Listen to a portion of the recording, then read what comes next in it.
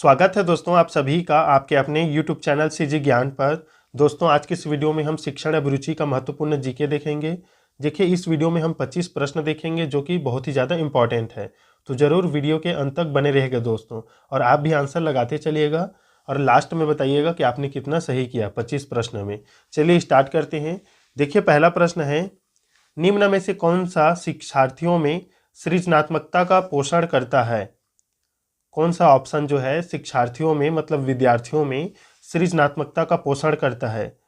देखिए option A है, प्रत्येक शिक्षार्थी की अंतर्जात प्रतिभाओं का पोषण करने एवं प्रश्न करने के अवसर उपलब्ध कराना, विद्यालयी जीवन के प्रारंभ से उपलब्धि के लक्ष्यों पर बल देना, परीक्षा में अच्छे अंकों के लिए विद्यार्थियों की कोचिंग करना, या अच्छी शिक्षा के व्यवहारिक मूल्यों के लिए विद्यार्थियों का शिक्षण।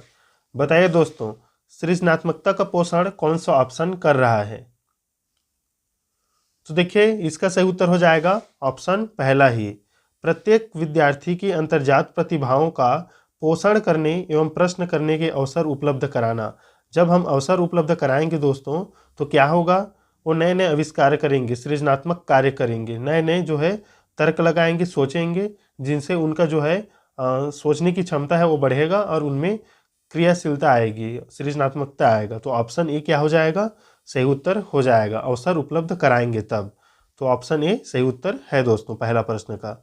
दूसरा देखते हैं, 5वीं कक्षा के दृष्टिबाधित विद्यार्थी के माता पिता और मित्रों द्वारा उसे दैनिक कार्यों को करने की सहायता की जानी चाहिए, के साथ कक्षा में सामान्य रूप से व्यवहार किया जाना चाहिए और श्रव्य सीडी के माध्यम से सहायता उपलब्ध कराई जानी चाहिए, या के साथ कक्षा में विशेष व्यवहार किया जाना चाहिए, को निचले स्तर के कार्य करने की छूट मिलनी चाहिए। बताइए दोस्तों, दृष्टिबाधित विद्यार्थी के जो है उनके साथ कैसा मतलब कार्य करना चाहिए?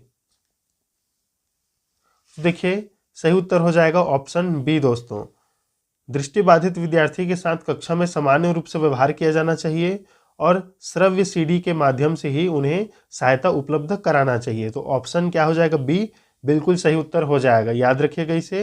अगला प्रश्न देखते हैं, तीसरा नंबर देखिए, खाली स्थान प्रतिभाशाली होने का संकेत नहीं है, दूसरों के साथ झगड़ना, अभिव्यक्ति में नवीनता, जिज्ञासा, सृजनात्मक विचार। कौन सा ऑप्शन सही रहेगा इसमें से? प्रतिभाशाली होने का संकेत नहीं है।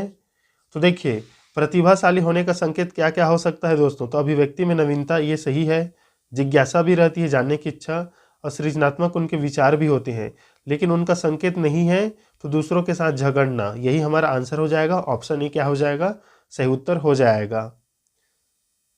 चौथा प्रश्न देखिए, विशेष आवश्यकता वाले बच्चों को शिक्षा उपलब्ध कराई जानी चाहिए, विशेष विद्यालयों में विशेष बच्चों के लिए विकसित पद्धतियों द्वारा, विशेष विद्यालयों में विशेष शिक्षकों द्वारा, अन्य सामान्य बच्चों के साथ। बताइए, विशेष आवश्यकता वाले बच्चों को शिक्षा उपलब्ध कराई जानी चाहिए। तो देखिए विशेष आवश्यकता वाले बच्चे हैं तो उनकी जो शिक्षा है उन्हें सामान्य बच्चों के साथ ही कराना है। तो ऑप्शन डी क्या हो जाएगा, सही उत्तर हो जाएगा, याद रखिएगा। विशेष आवश्यकता वाले बच्चों में प्रतिभाशाली बालक, मंदबुद्धि के बालक, अपराधी बालक, समस्यात्मक बालक, सभी बालक इसमें समाहित होते हैं या सम्मिलित होते हैं। ऑप्शन डी क्या हो जाएगा, सही उत्तर हो जाएगा, सामान्य बच्चों के साथ उन्हें शिक्षा देना है। देखिए पांचवा प्रश्न है और यहाँ से प्रश्न बनता है आपके एग्जाम में, डिसलेक्सिया संबंधित है मानसिक विकार से, गणितीय विकार से, पठन विकार से, या व्यवहारिक विकार से। डिसलेक्सिया आपके जितने आगामी एग्जाम है सीजी टेट सी टेट उसमें भी पूछा जाएगा। आप बीएड अगर डीएड के अभ्यर्थी बनते हैं मतलब विद्यार्थी आगे चलकर, तो डिसलेक्सिया संबंधित प्रश्न आपके एग्जाम में कई बार देखने को मिलेगा। तो देखिए इसका राइट आंसर हो जाएगा, डिसलेक्सिया जो है पठन संबंधी विकार है दोस्तों, जिसमें बच्चा शब्दों को समझ नहीं पाता, जैसे सा को वास पढ़ता है, अनक्लियर न्यूक्लियर पढ़ते हैं, न्यूक्लियर को अनक्लियर पढ़ता है, इस प्रकार से। तो ये पठन विकार से संबंधित है डिसलेक्सिया। वही कैलकुलिया बोला जाता है, डिसकैलकुलिया, तो ये कैलकुलेट से संबंधित होता है, गणितीय विकार से, इसे भी याद रखिएगा। छठवां प्रश्न देखिए, विशेष रूप से जरूरतमंद बच्चों की शिक्षा का प्रबंध होना चाहिए। तो देखिए इसे हमने अभी देखा है, जो विशेष रूप से ज़रूरतमंद बच्चे हैं उनकी शिक्षा का प्रबंध कैसा होना चाहिए, तो दूसरे सामान्य बच्चों के साथ ही होना चाहिए। ऑप्शन ए क्या हो जाएगा, सही उत्तर हो जाएगा। एक क्रिकेट खिलाड़ी अपनी गेंदबाजी के कौशल को विकसित कर लेता है, पर यह उसके बल्लेबाजी के कौशल को प्रभावित नहीं करता। इसे क्या कहा जाता है? विध्यात्मक प्रशिक्षण अंतरण, निषेधात्मक प्रशिक्षण अंतरण, शून्य प्रशिक्षण अंतरण, या इनमें से कोई नहीं। बताइएगा दोस्तों सही उत्तर क्या रहेगा।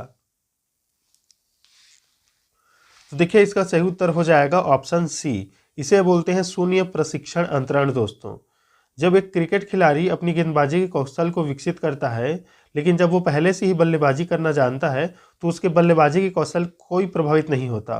वो बल्लेबाजी भी करना मतलब जानता है पहले से, अब गेंदबाजी भी सीख गया।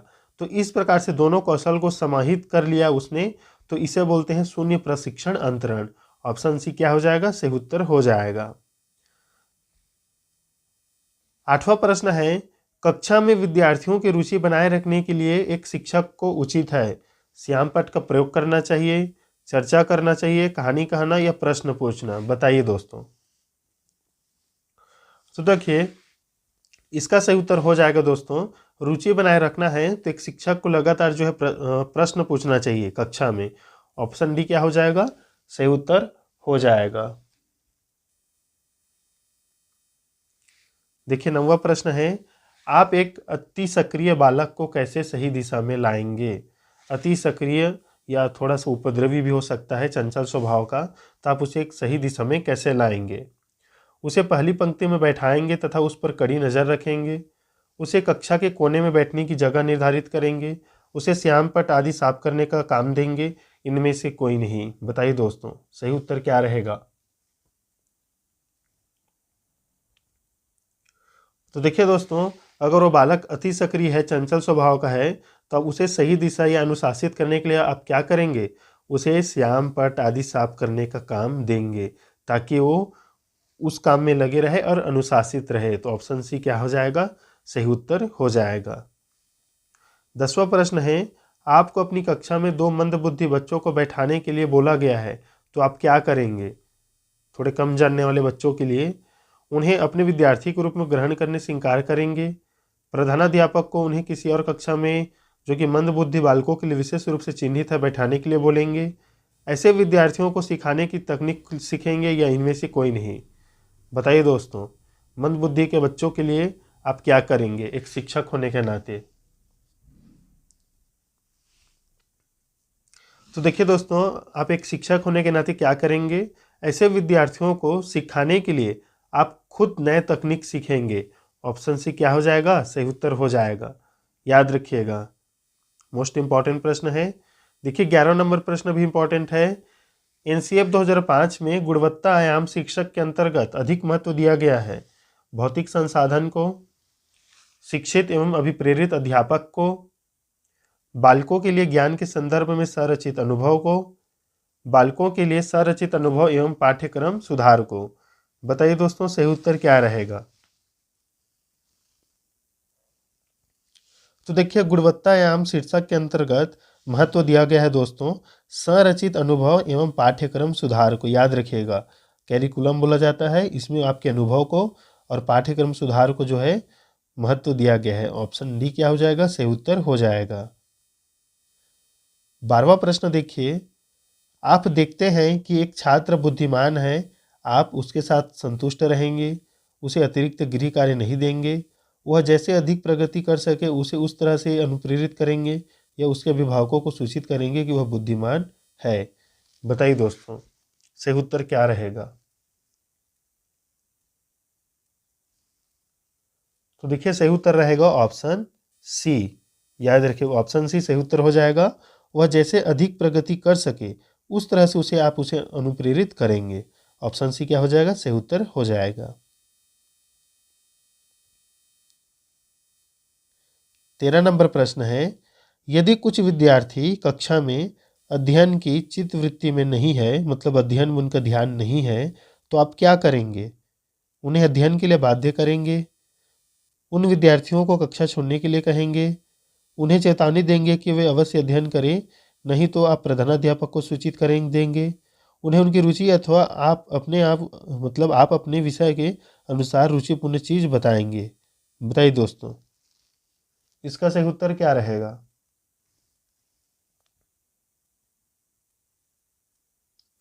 सही उत्तर क्या रहेगा दोस्तों? ऑप्शन डी, उनकी रुचि अथवा आप अपने विषय के अनुसार रुचिपूर्ण चीजें उसे बताएंगे ताकि अध्ययन में उनका चित्त वृत्ति जो है लग जाए। ऑप्शन डी इसमें सही उत्तर रहेगा। देखिए अगला प्रश्न है, समन्वित शिक्षा की सफलता निर्भर करता है समुदाय के समर्थन पर, पाठ्य पुस्तकों की उत्कृष्टता पर, शिक्षण अधिगम वस्तु की गुणवत्ता पर, या शिक्षकों में अभिवृत्तिगत परिवर्तन पर। बताइएगा, समन्वित शिक्षा की सफलता निर्भर करता है।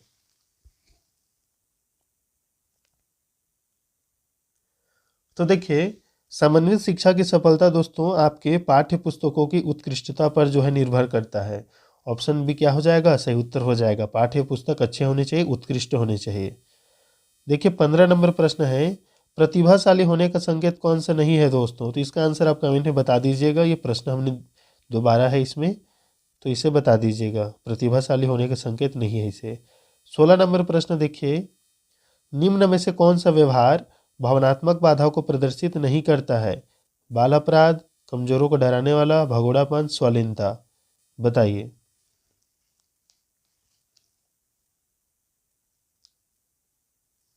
देखिए, भावनात्मक बाधाओं को प्रदर्शित नहीं करता है आपका स्वालीनता। ऑप्शन डी क्या हो जाएगा? सही उत्तर हो जाएगा। याद रखिएगा इसे। निःशक्त बालकों की शिक्षा के लिए प्रावधान किया जा सकता है दोस्तों। निःशक्त बालकों के शिक्षा के लिए प्रावधान किया जा सकता है समावेशी शिक्षा द्वारा, मुख्य धारा में डालकर, समाकलन द्वारा, इनमें से कोई नहीं। मोस्ट इंपॉर्टेंट प्रश्न है। तो देखिए, निःशक्त बालकों की शिक्षा के लिए प्रावधान क्या किया जा सकता है? तो ऑप्शन ए, समावेशित शिक्षा द्वारा। याद रखिएगा, समावेशित शिक्षा में कोई भेदभाव नहीं होता है, सभी को समान अधिकार प्राप्त होता है और सभी एक साथ बैठकर पढ़ सकते हैं। 18 नंबर प्रश्न का आंसर मैं सीधा बताता हूँ।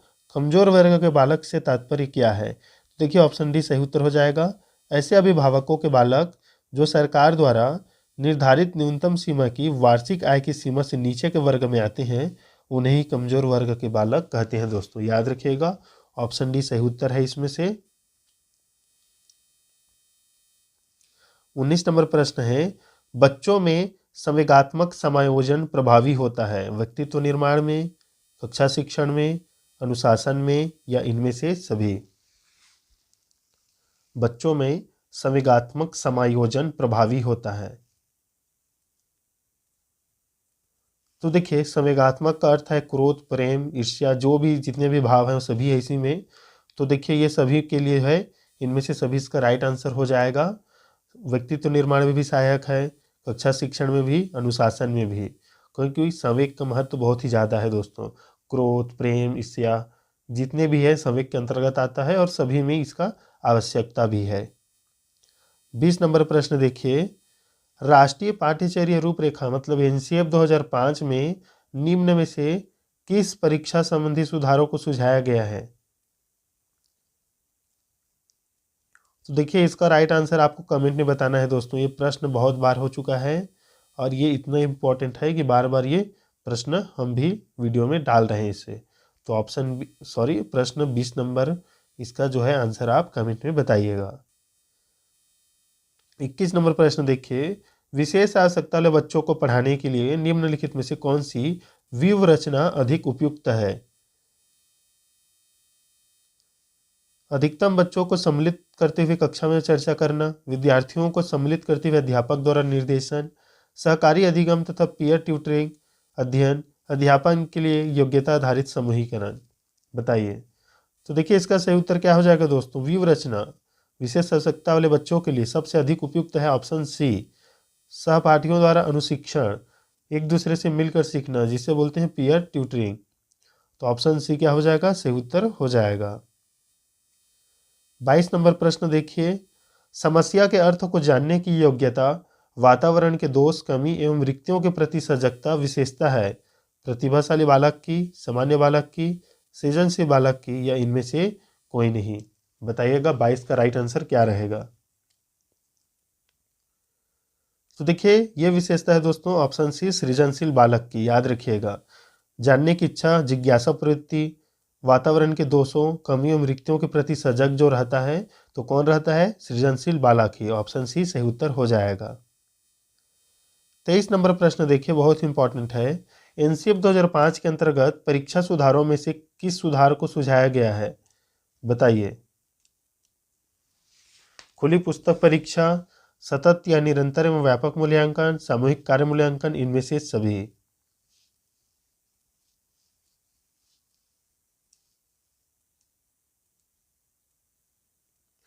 तो देखिए ऑप्शन डी इसमें से सही उत्तर है दोस्तों, इनमें से सभी।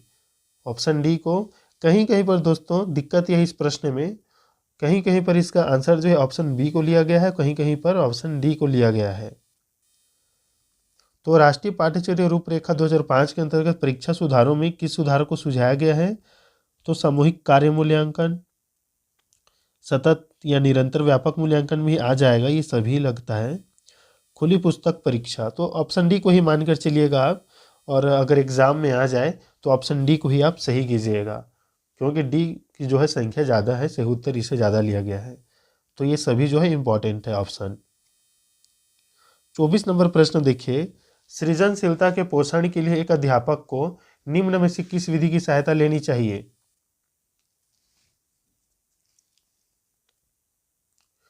तो देखिए सृजनशीलता के लिए दोस्तों याद रखिएगा विचारावेश, विचारों का आदान प्रदान, विचार का जो है आवेश है, या ये जो है इसमें महत्वपूर्ण रहता है। विचार का जो आवेश है वो सृजनशील बालकों के पोषण के लिए जो है महत्वपूर्ण है, याद रखिएगा। ऑप्शन ए क्या हो जाएगा? सही उत्तर हो जाएगा। इस वीडियो का लास्ट प्रश्न है, जब बच्चियों को पढ़ने का अवसर मिलता है तो वे अपने प्रदर्शन में बच्चों से पीछे नहीं रहती है, जैसा कि कई गत वर्षों से हमने हाई स्कूल व इंटरमीडिएट की परीक्षा परिणामों को देखा है। इसका कारण क्या है? बच्चियां योग्यता एवं बुद्धि में बच्चों से कम नहीं है। बच्चियों के पास पढ़ने के अलावा और कोई काम नहीं होता, जबकि बच्चे सड़कों पर मटरगश्ती भी कर लेते हैं। बालिका विद्यालयों में पढ़ाई का स्तर उच्च होता है, जो कि बुद्धि की कमी की क्षतिपूर्ति कर देता है, या उपरोक्त सभी? बताइए सही उत्तर क्या रहेगा दोस्तों। बालक और बालिकाओं के संदर्भ में ये प्रश्न है। तो देखिए सही उत्तर है आपका ऑप्शन ए, जो बालिकाएं होती है यो योग्यता एवं बुद्धि में बच्चों से कम नहीं है, याद रखिएगा। जो रूढ़िगत परंपरा है वो बिल्कुल गलत है कि बच्चे जो है बच्चियां जो है लड़कियां वो कम जानते हैं, लड़के पहले से होशियार होते हैं, ये जो गलत है। दोनों ही समान होते हैं, याद रखिएगा। बस वातावरण या परिवेश न मिलने के कारण वो थोड़ा सा पीछे हो जाते हैं, बाकी जन्म से कहें तो दोनों में योग्यता और बुद्धि का लेवल जो है वो बिल्कुल समान होता है, लड़कों और लड़कियों में। तो ऑप्शन ए क्या होगा? सही उत्तर हो जाएगा। तो दोस्तों ये थे इम्पॉर्टेंट 25 प्रश्न जो कि मोस्ट इम्पॉर्टेंट है आपके एग्ज़ाम के लिए। और ऐसे प्रश्न जो है तर्क पर आधारित होता है, क्योंकि कभी कभी देखा गया है और हमेशा प्रश्न आप देखने को मिलता है जो भी चारों ऑप्शन सही रहता है, लेकिन आपको तर्क लगा के चारों में से एक को चुनना है जो कि सबसे बेहतर है चारों ऑप्शन में। जो 3 ऑप्शन रहते हैं बाकी का वो उस ऑप्शन में भी समाहित हो जाए, ऐसे ऑप्शन को आपको ढूंढना होता है। तो देखिए शिक्षण अभिरुचि, शिक्षा शास्त्र जिसे हम सीडीपी भी बोलते हैं, ये सभी महत्वपूर्ण प्रश्न हैं। और आज आप अगर पढ़ रहे हैं तो सीजी टेट सी टेट आपका ऐसे ही क्लियर हो जाएगा। आप इतना मानकर चलिए कि आप आसानी से जो है सॉल्व कर सकेंगे। तो मिलते हैं दोस्तों नेक्स्ट वीडियो में, तब तक के लिए धन्यवाद।